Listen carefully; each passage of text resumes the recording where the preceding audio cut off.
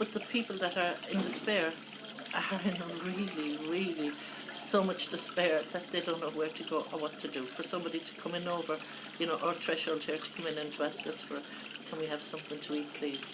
Can you imagine what it is for that person to make that step? But, what we need to ask is, how did they end up having to make that step? How did they end up having to come to penny dinners? How do people end up homeless? How do they end up in... There is a reason.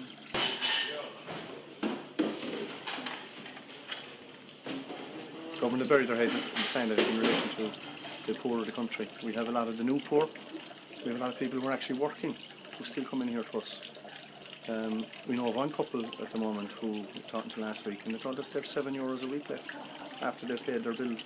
€7 a week to feed themselves. That's what it's like for a lot of people. Unfortunately, the future in Ireland doesn't bode well.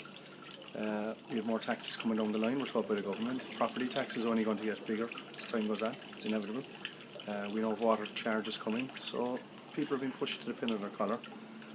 We know of the winter coming as well, which brings its own problems as well to people in relation to dark days, dark nights, people at the end of their tether, Christmas season coming up. So unfortunately, there will be some people who are with us this week and next week, coming in here in a few weeks' time, who may not be here in January because they've decided they can't take anymore and they've decided to end their own life, unfortunately, whatever form of suicide that may take. That's the reality. That it is hard, and it's getting harder for people.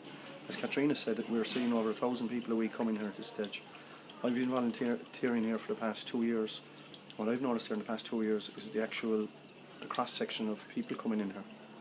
There's a woman came to the door here this morning, very well dressed and everything. I actually thought she was making a donation. She said, could I have a bowl of soup? And as we speak, she's sitting in there now. I actually thought she was making a donation, even though she's well dressed. That's where it's at for some people.